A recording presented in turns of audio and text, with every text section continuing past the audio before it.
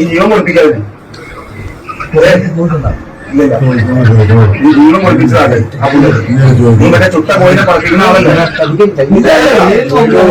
കോയിനെ പറപ്പിക്കുന്ന ആളല്ലടാ നീ ആ പുള്ളിക്ക് ജീവൻ താക്കി ഞങ്ങൾ രക്തത്തിനെ പറഞ്ഞിട്ടേക്കാം. ഹായ് എവരിവൺ, അപ്പൊ എന്റെ പുതിയൊരു വീഡിയോയിലേക്ക് സ്വാഗതം. അപ്പൊ ഞാൻ ഇന്ന് വന്നിരിക്കുന്നത് പ്രസവ വേദന കൊണ്ട് പുളഞ്ഞപ്പോഴും അവളെ ആശുപത്രിയിൽ എത്തിച്ചില്ല. അവസാനം പ്രസവം കഴിഞ്ഞു, രക്തസ്രാവം വന്ന് അവസാനം അവൾ മരിച്ചു. എന്നിട്ട് പോലും അവൾ പ്രസവിച്ച ചോര കുഞ്ഞിനെ ഹോസ്പിറ്റലിലേക്ക് കൊണ്ടുപോയില്ല, അവളുടെ അടുത്ത് തന്നെ കിടത്തി. ഞാൻ പറഞ്ഞു വരുന്നത് സിറാജുദ്ദീൻ എന്ന് പറയുന്ന മനുഷ്യൻ സ്വന്തം ഭാര്യയോടും കുഞ്ഞിനോടും കാണിച്ച ക്രൂരതകളെ കുറിച്ചാണ്. കഴിഞ്ഞ ദിവസം ഉണ്ടായ സംഭവമാണ്. എല്ലാവരും സോഷ്യൽ മീഡിയയിലൂടെയും വാർത്തകളിലൂടെയും എല്ലാവരും അറിഞ്ഞ കാര്യമാണ്. ശരിക്കും പറഞ്ഞാൽ സ്വന്തം ഭാര്യയെ ഇയാൾ കൊന്നു എന്ന് വേണം പറയാൻ. ഇനി ഈ സ്വന്തം ഭാര്യയെ കൊലയ്ക്ക് കൊടുത്ത സിറാജുദ്ദീൻ എന്ന് പറയുന്ന മനുഷ്യനെ കുറിച്ച് പറയുകയാണെങ്കിൽ, ഇയാൾക്ക് മടവൂർ കാഫില എന്ന് പറയുന്ന ഒരു യൂട്യൂബ് ചാനലുണ്ട്. ഏകദേശം 65,000 സബ്സ്ക്രൈബേഴ്സ് ഉള്ള ഒരു ചാനലാണ് കേട്ടോ. ആ ചാനലിന്റെ കണ്ടന്റ് എന്താണെന്ന് ചോദിച്ചു കഴിഞ്ഞാൽ, മരിച്ചുപോയ മടവൂർ ഷേഖ് എന്ന് പറയുന്ന ഒരു പുള്ളിയുടെ പേര് ദുരാചാരങ്ങളൊക്കെ പറഞ്ഞ് കണ്ടന്റ് ഉണ്ടാക്കലാണ് പുള്ളിക്കാരന്റെ മെയിൻ പണി. നമുക്ക് അതിലേക്കൊക്കെ വരാം, അതിനെക്കുറിച്ച് പറയുകയാണെങ്കിൽ കുറെ ഉണ്ട്. അതിനു മുമ്പ് നമുക്ക് മെയിൻ ആയിട്ടുള്ള വിഷയത്തെ കുറിച്ച് പറയണമല്ലോ. ഈ പറയുന്ന സിറാജുദ്ദീൻ എന്ന് പറയുന്ന വ്യക്തി പെരുമ്പാവൂർ സ്വദേശിയാണ്. ഈ അടുത്താണ് പെരുമ്പാവൂരിൽ നിന്നും മലപ്പുറത്തേക്ക് പുള്ളിക്കാരൻ താമസം മാറുന്നത്. ഏകദേശം 1.5 വർഷമെങ്ങാനും ആയി കാണും. പുറം ലോകവുമായി യാതൊരു ബന്ധവുമില്ലാത്ത ജീവിതമാണ് ഇവരുടെ. സ്വന്തം നാട്ടുകാർക്ക് പോലും ഇവരെ കുറിച്ച് യാതൊരുവിധ അറിവും ഇല്ലെന്നുള്ളതാണ്. ഇനി ഇവരുടെ വീട്ടിൽ എത്ര കുട്ടികളുണ്ടെന്ന് പോലും അവിടുത്തെ നാട്ടുകാർക്കും അയൽവാസികൾക്കും ഒന്നും അറിയില്ല. അത്രക്കും പുറം ലോകവുമായി യാതൊരുവിധ ബന്ധവുമില്ലാത്ത ജീവിതമാണ് ഇവരുടേത്. ചിലപ്പോ ആത്മീയതയിൽ ഉരുകിയുള്ള ജീവിതമായിരിക്കും അല്ലേ, അതുകൊണ്ടായിരിക്കും പുറം ലോകവുമായിട്ട് യാതൊരു ബന്ധവുമില്ലാത്തത്. അപ്പോ ഈ കഴിഞ്ഞ ശനിയാഴ്ചയാണ് ഈ പറഞ്ഞ സിറാജുദ്ദീന്റെ ഭാര്യയായിട്ടുള്ള അസ്മ പ്രസവ വേദന അനുഭവിക്കുന്നത്. ഏകദേശം 6 മണിയോടെ അടുത്ത് കാണും സംഭവം. എന്തായാലും ആ സമയത്ത് ഇയാള് ഹോസ്പിറ്റലിൽ കൊണ്ടുപോകാതെ പ്രസവം എടുക്കുന്ന ഒരു സ്ത്രീയെ വീട്ടിലേക്ക് വിളിച്ചു വരുത്തുകയാണ്. ഫാത്തിമ എന്നെങ്ങാണ്ടാണ് ആ പ്രസവം എടുക്കുന്ന സ്ത്രീയുടെ പേര്. എന്തായാലും ആ സ്ത്രീ എത്തി, പ്രസവം എടുത്തു, ആ സ്ത്രീയുടെ വീട്ടിലേക്ക് തിരിച്ചുപോയി. പ്രസവം എടുത്ത സ്ത്രീ പ്രസവം എടുത്ത് തിരിച്ചു പോയതിനു ശേഷം അസ്മയ്ക്ക് നല്ല രീതിയിൽ ബ്ലീഡിംഗ് ഉണ്ടായി. അന്നേരമെങ്കിലും ആ ഭാര്യയെ അസ്മയെ സിറാജുദ്ദീനെ ഹോസ്പിറ്റലിലേക്ക് കൊണ്ടുപോകാമായിരുന്നു. അപ്പോഴും അയാൾ അത് ചെയ്തില്ല. എന്നിട്ട് പ്രസവം എടുക്കുന്ന സ്ത്രീയെ വീണ്ടും വിളിച്ചു. എന്തുകൊണ്ട് പ്രസവം എടുക്കുന്ന ആ ഒരു ടൈമിലും ഈ ബ്ലീഡിംഗ് ഉണ്ടാവുന്ന സമയത്തും ഹോസ്പിറ്റലിൽ കൊണ്ടുപോയില്ല എന്ന് ചോദിച്ചാൽ, ഇയാള് അക്യൂപഞ്ചർ ചികിത്സയുടെ ആളാണ്. എന്തായാലും ഈ അക്യൂപഞ്ചറുകാർക്ക് പ്രസവത്തിന്റെ സമയത്ത് ഹോസ്പിറ്റൽ അലർജി ആണല്ലോ. കുഞ്ഞും അമ്മയും മരിച്ചാലും കുഴപ്പമില്ല, ഹോസ്പിറ്റലിൽ പോകൂല എന്ന നിലപാടാണ് അവരുടെ. അപ്പൊ പിന്നെ പറഞ്ഞിട്ട് കാര്യമില്ലല്ലോ, എന്തൊക്കെ പറഞ്ഞാലും ഇവര് ഹോസ്പിറ്റലിൽ പോകില്ല. നമ്മൾ ഇതുമായി ബന്ധപ്പെട്ട് 2 വീഡിയോസ് ചെയ്തിട്ടുണ്ടായിരുന്നു. പലരും അത് കണ്ടു കാണുമെന്ന് വിചാരിക്കുന്നു. ഇന്നേരമൊക്കെ ഇതിനെ ന്യായീകരിച്ചുകൊണ്ട് ഒരുപാട് പേര് കമന്റ് ബോക്സിൽ വന്ന് നിരങ്ങുന്നുണ്ടായിരുന്നു. അവരോട് എനിക്ക് പറയാനുള്ളത്, ഇത്തവണയും ഈ വീഡിയോയുടെ അടിയിൽ വന്ന് നിങ്ങളൊന്നും എഴുതണം കേട്ടോ. അല്ല, എന്ത് പറഞ്ഞിട്ടാണ് ഇനി ഇതിനെ ന്യായീകരിക്കുന്നതെന്ന് കേൾക്കാൻ വേണ്ടിയിട്ടാണ്. എന്തായാലും നമ്മൾ വിഷയത്തിലേക്ക് വരുമ്പോൾ, ആ പ്രസവത്തിന് ശേഷം നല്ല ബ്ലീഡിംഗ് ഉണ്ടാവുന്നു. അന്നേരം സിറാജുദ്ദീൻ എന്ത് ചെയ്യുന്നു, പ്രസവം എടുക്കുന്ന സ്ത്രീയെ വീണ്ടും വിളിക്കും. പ്രസവം എടുക്കുന്ന സ്ത്രീ അന്നേരം പറഞ്ഞത്, കുറച്ചു കഴിഞ്ഞാൽ റെഡി ആയിക്കോളും, കുറച്ചു നേരം കൂടി നിങ്ങൾ ക്ഷമയോടെ കാത്തിരിക്കൂ എന്നാണ്. അങ്ങനെ അവർ പറഞ്ഞ പോലെ തന്നെ കാത്തിരുന്നു. മണിക്കൂറുകൾ കടന്നുപോയി. 9 മണിയായി. ഏകദേശം പ്രസവം കഴിഞ്ഞ് 3 മണിക്കൂർ സമയം. ആ ഒരു സമയമായപ്പോഴത്തേക്കും ആസ്മയ്ക്ക് അനക്കമില്ലാതെയായി. അങ്ങനെയാണ് ഇയാൾ മനസ്സിലാക്കുന്നത് ആസ്മ മരിച്ചു എന്നുള്ളത്. ഉടനെ തന്നെ ആംബുലൻസ് വിളിച്ചു. ആംബുലൻസിന് വിളിക്കുന്നത് പോലും ശ്വാസം മുട്ടലാണെന്ന് പറഞ്ഞിട്ട് കള്ളം പറഞ്ഞിട്ടാണ്. എന്തായാലും വിളിച്ച് നിമിഷങ്ങൾക്കുള്ളിൽ തന്നെ ആംബുലൻസ് വന്നു. ആസ്മയെ വേഗം തന്നെ ആംബുലൻസിലേക്ക് കയറ്റി. ഈ ആസ്മയെ ആംബുലൻസിലേക്ക് കയറ്റാൻ പോയ സമയത്തും ശരീരം മരവിച്ചിട്ടുണ്ടായിരുന്നു എന്നാണ് ആംബുലൻസിൽ ഉണ്ടായിരുന്ന ജീവനക്കാർ പറയുന്നത്. അന്നേരം തന്നെ അവർക്കൊരു ഡൗട്ട് തോന്നിയിരുന്നു. ആസ്മയം കൊണ്ടുപോയത് പെരുമ്പാവൂരിലേക്കായിരുന്നു. ആ ഒരു 3 മണിക്കൂർ ഏകദേശം ആയിട്ടുണ്ട് ആംബുലൻസിൽ കൊണ്ടുപോകാൻ എടുത്ത സമയം. അവിടെ എത്തിയതിനു ശേഷമാണ് ആസ്മ പ്രസവിച്ചതെന്ന് ബന്ധുക്കൾ പോലും തിരിച്ചറിഞ്ഞത്. അതുവരെ ഒരു കുട്ടിക്ക് പോലും ആസ്മ പ്രസവിച്ച വിവരം അറിയില്ലായിരുന്നു. എന്തായാലും ഇയാള് കുഞ്ഞിനെ പ്രസവിച്ച ഉടനെ തന്നെ വാട്സപ്പിൽ ഒരു സ്റ്റാറ്റസ് ഒക്കെ ഇട്ടിട്ടുണ്ടായിരുന്നു. അത് നാട്ടുകാരായിട്ടുള്ള കുറച്ചുപേര് കണ്ടിട്ടുണ്ട്. അതല്ലാതെ ആർക്കും അറിയില്ലായിരുന്നു ആസ്മ പ്രസവിച്ച വിവരം.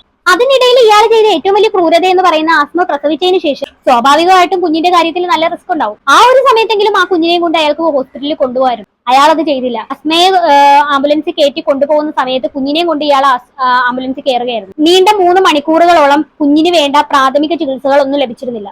അത് നിഷേധിച്ചുകൊണ്ടാണ് അയാൾ അവിടെ യാത്ര ചെയ്തത്. അവസാനം പെരുമ്പാവൂരിൽ എത്തിയതിനു ശേഷമാണ് അസ്മയുടെ ബന്ധുക്കൾ ഈ കുഞ്ഞിനെ ഹോസ്പിറ്റലിൽ എത്തിച്ചത്. എന്തോ ഭാഗ്യം വെച്ചാൽ കുഞ്ഞിനൊന്നും സംഭവിച്ചിട്ടില്ല. ഇല്ലായിരുന്നെങ്കിൽ കാണായിരുന്നു. ആദ്യത്തെ 2 പ്രസവം എന്ന് പറയുന്നത് ഈ അസ്മയെ ഹോസ്പിറ്റലിൽ കൊണ്ടുപോയാണ് പ്രസവിപ്പിച്ചത്. കഴിഞ്ഞതിന് ശേഷമാണ് ഈ അക്യൂപഞ്ചർ ചികിത്സയെ കുറിച്ച് ഇവർ പരിചയപ്പെടുന്നത്. അതിനുശേഷമാണ് ഇവർ ഇനി ഹോസ്പിറ്റലിൽ പോകണ്ട എന്ന് തീരുമാനിക്കുന്നത്. അതിനുശേഷം 2 തവണ കൂടി ആസ്മ പ്രസവിച്ചു. ആ സമയത്ത് ഈ വീട്ടിൽ നിന്ന് പ്രസവിച്ച് വേദന കടിച്ചമർത്തുകയായിരുന്നു. ഇപ്പോഴുള്ള കുട്ടി എന്ന് പറയുന്നത് അസ്മയുടെ 5ാമത്തെ കുട്ടിയാണ്. മുൻപവർ 4 തവണ പ്രസവിച്ചു. 2 പേരെ ഹോസ്പിറ്റലിലാണ് പ്രസവിച്ചത് ആദ്യം. പിന്നെ 2ാമത്തതും വീട്ടിൽ വെച്ചാണ് പ്രസവിച്ചത്. 3ാമത്തതെയും വീട്ടിൽ വെച്ച് പ്രസവിച്ചപ്പോഴാണ് ഇങ്ങനെയുള്ള സംഭവങ്ങൾ നടന്നത്. ഈ 5 മക്കളുടെ കാര്യം എടുത്ത് നോക്കുവാണെങ്കിൽ ഇവര് തമ്മിൽ വലിയ ഏജ് ഡിഫറൻസ് ഒന്നും ഇല്ല. ചെറിയ ഡിഫറൻസേ ഉള്ളൂ. ഈ 5 പ്രസവങ്ങളും വളരെ അടുത്തടുത്തടുത്ത് നടന്ന പ്രസവങ്ങളാണ്.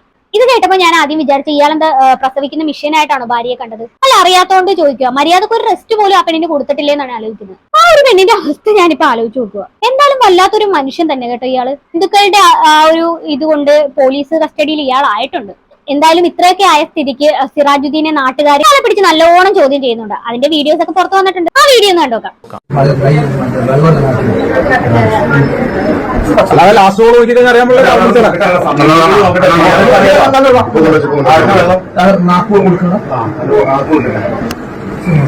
കൊടുക്കാൻ പോണോന്നില്ല, നീ കോൾ ചെയ്യണ്ട, നമ്പർ കാട്ടി തന്നാ മതി. ഞാൻ കോൾ ചെയ്യണ്ട. ഫാത്തിമ പ്രസവം എടുക്കുന്ന ഉമ്മ മലപ്പുറം. ആ ഇവിടെ നീ എപ്പോഴാ വിളിച്ചേ? ഓ നീ മറ്റേ ആശുപത്രി മറ്റേ ഈ ഇതിന് വേണ്ടിട്ടേ വണ്ടിക്ക് വേണ്ടിട്ട് എപ്പോഴാ വിളിച്ചേ? അല്ലടാ, വണ്ടിക്ക് വേണ്ടി അപ്പൊ ഉമ്മ അവിടെ ഇല്ലേ? പ്രസവം എടുത്തേക്കല്ലേ? പ്രസവമൊക്കെ എടുത്ത് കഞ്ഞി കുടിച്ച് പോയി പോയി അത് പോയതിനു ശേഷമാണ് ശ്വാസം മുട്ട് വന്നത്. ശ്വാസം മുട്ട് വന്നപ്പോൾ പെട്ടെന്ന് ഞാൻ അവിടെ വിളിച്ചു, ഉമ്മ ശ്വാസം മുട്ട് വരണമെന്ന് പറഞ്ഞു. പിന്നെ നോക്കിയപ്പോൾ എടുത്ത് ഞാൻ കിടക്കട്ടെന്ന് കിടന്നു. പിന്നെ കുഴപ്പമൊന്നുമില്ല. അപ്പൊ ഞാൻ വിചാരിച്ച് അവരെടുത്ത് പറഞ്ഞു പ്രസവം എടുക്കുന്ന ക്ഷീണമുണ്ട്, അങ്ങോട്ട് പ്രസവത്തിന് അങ്ങനെ.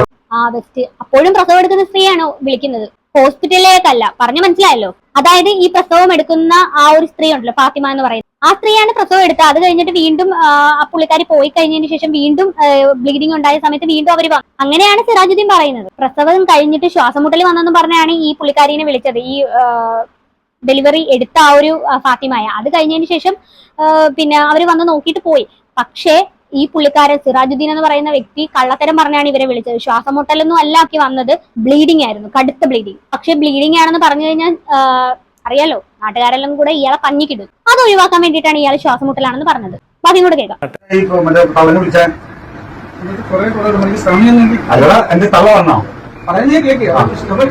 കിടന്നോ, ഞാൻ വിളിച്ചാൽ ഞാൻ കിടക്കട്ടെ, എനിക്ക് കുഴപ്പമൊന്നുമില്ല എന്ന് പറഞ്ഞാൽ കിടന്നു. കിടന്ന ശേഷം പിന്നെ നമുക്ക് അണങ്ങുന്നില്ല.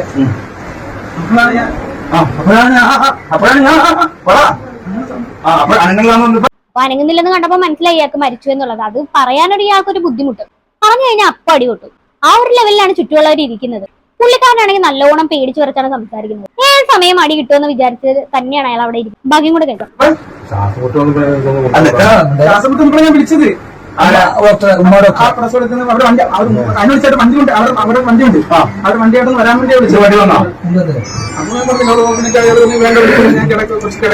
ഒറ്റ ടൈമിൽ തന്നെ നടന്നത് പോലും നീ വിളിക്കലും കഴിഞ്ഞ് അപ്പൊ തന്നെ ഇവിടെ വേണ്ടാന്ന് പറഞ്ഞ് അവൾ കിടക്കുകയും ചെയ്ത് എല്ലാ അറ്റ മോനോട് ചോദിച്ചു നോക്ക്. നീ മോനെ ചോദിക്കണമല്ല ഞങ്ങൾക്ക് അറിയേണ്ടത് നിന്റെ അടുത്ത്. ആ എട്ടും പൊട്ടും തിരിയാത്ത ആ പിള്ളേരോടൊക്കെ ചോദിച്ചിട്ട് എന്ത് മനസ്സിലാക്കാനാണ്? അവരെന്ത് പറയാനാണ്? ആ ഉപ്പ പറഞ്ഞ് മനസ്സിലാക്കി കൊടുത്തിരിക്കുന്ന എന്തൊക്കെയായിരിക്കും ആ കാര്യങ്ങൾ മാത്രമേ അവർക്ക് പറയാൻ അറിയൂ. അതിനപ്പുറം ഒന്നും തന്നെ അവർക്ക് പറയാൻ പറ്റില്ല. അതുകൊണ്ട് ഈ മോനോട് ചോദിച്ചു നോക്കുന്നുള്ള ആ ഒരു വാചകങ്ങളൊക്കെ അവിടെ നിൽക്കട്ടെ. ഇതിന് ഇയാൾ തന്നെ മറുപടി പറയണം. ബാക്കി കൂടെ കേൾക്കാം. നീ അവനെ എന്തൊക്കെയാ പറഞ്ഞു കൊടുത്ത് പഠിപ്പിച്ചേക്കണമെന്നുള്ളത് ഞങ്ങൾക്കറിയില്ലടാ. നീ വെറും നാറിയാന്നുള്ളത് ഞങ്ങൾക്കറിയാലോടാ. നിന്നെ ഇതിന്റെ വീഡിയോ എടുത്തോട്ടോ. ഇവന്റെ മറവൂർ കാഫിലയുടെ അതിനകത്തേക്ക് ഇടാനുള്ള ഈ തള്ളവികൾക്കൊക്കെ ഇതിനും കൂടി ഇവർക്കൊക്കെ ഇതിന്റെ വീതമുള്ളതാ. ഇതിനകത്ത് വീതമുള്ളതാ. ഇതിനകത്ത് ഷെയ്ഖുന നീ ജീവൻ പഠിപ്പിക്കാതെ ഇല്ല, നീ ജീവൻ പഠിപ്പിച്ചതാണ് ആ പുള്ളത്. നീ മറ്റേ ചുട്ട കോയിനെ പറപ്പിക്കുന്ന ആളല്ലേ? നീ ചുട്ട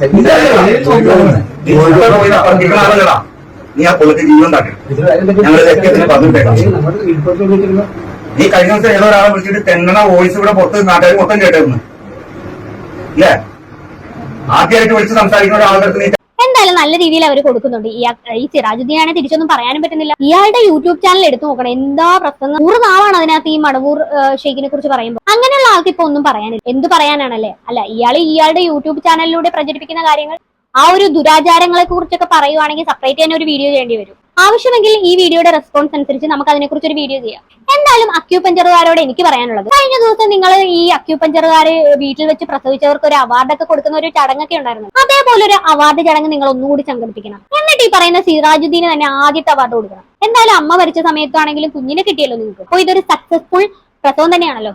അത് കണക്കിലെടുത്ത് നിങ്ങൾ സിറാജുദ്ദീൻ ഒരു അവാർഡ് കൊടുക്കണമെന്ന് തന്നെയാണ് എന്റെ അഭിപ്രായം. നിങ്ങൾ അക്യൂപഞ്ചറുകാർക്ക് ഒരു പൊൻതൂവലായിട്ട് അയാൾ മാറട്ടെ. കഷ്ടം തന്നെ, അല്ലാണ്ട് ഇതിനൊക്കെ എന്താ പറയാ. എന്തായാലും എനിക്ക് കൂടുതലൊന്നും പറയാനില്ല. ഇത് കേട്ടിട്ട് എന്താണ് നിങ്ങൾക്ക് തോന്നുന്നതെന്ന് വെച്ചാൽ താഴെ കമന്റ് ബോക്സിൽ കമന്റ് ചെയ്യുക. അപ്പൊ അടുത്തൊരു വീഡിയോ കാണാം. അതുവരെ ബൈ ബൈ.